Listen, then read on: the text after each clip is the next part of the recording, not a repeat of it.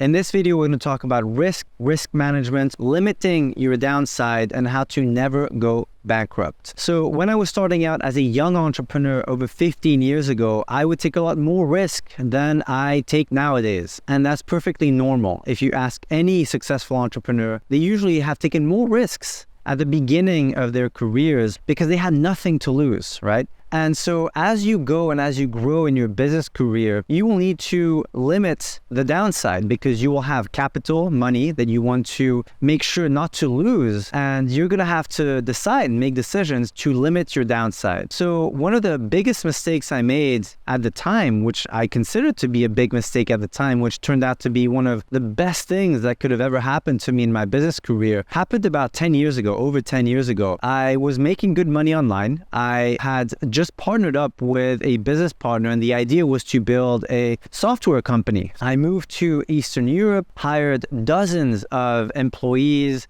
We built a whole team, over 50 people working on tech, design, sales, marketing, copywriting, admin. And we had moved part of our respective teams to Eastern Europe. And it was very interesting because the adventure was very difficult at the time, because I ended up losing a lot of money, but it taught me one of the biggest lessons in entrepreneurship. So all in all, with everything that happened during the venture and after the venture, I lost around $500,000, right? It was a lot of money. It put me in debt. It was very difficult. And it's something that no entrepreneur should go through. But at the same time, every entrepreneur who has made it big has always, at some point throughout his or her career, had to face, being on the brink of losing everything and then making it back. So for me personally, the experience was amazing because even though it was very difficult at the time, it taught me the importance and the necessity of limiting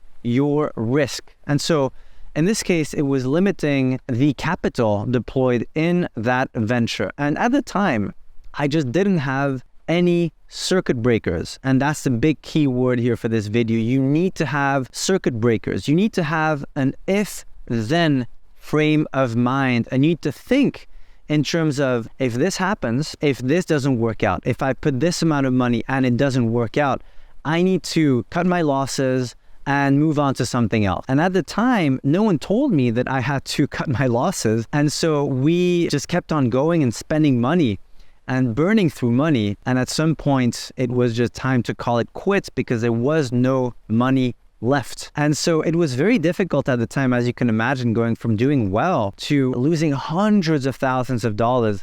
But it was one of the most educational times of my life because it taught me the importance of having circuit breakers. So whenever you start a new venture, whenever you go into a new partnership, whenever you launch a new product, whenever you hire someone, whenever you make a significant investment, you need to have a number that you do not exceed if things do not work out as planned. Otherwise, you will keep spending and spending and spending, and that's when problems arise. So you need to have circuit breakers. You need to make sure that if you go beyond this spending level, you're out. I'll give you my circuit breakers today. Nowadays, I'm very risk averse. I don't like risk. And of course, you have to take risk if you want the rewards, but I'm much more careful and prudent with my investments than 15 years ago because I had nothing to lose. Nowadays, my circuit breakers are about 3 months. So in 3 months, if we don't see any traction in a new business, a new partnership, a new venture, a new investment, it doesn't mean we need to make money within 3 months, but if there is no significant progress,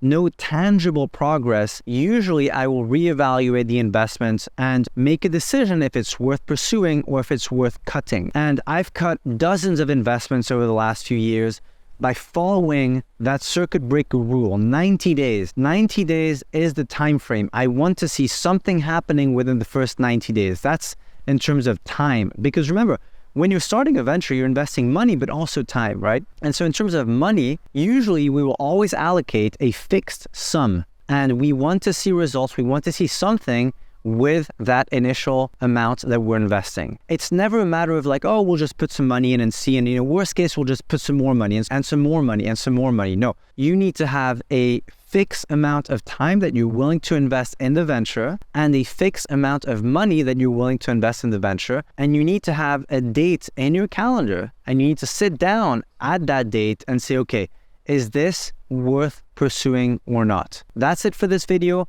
Think of your investments, and I'll talk to you in the next video.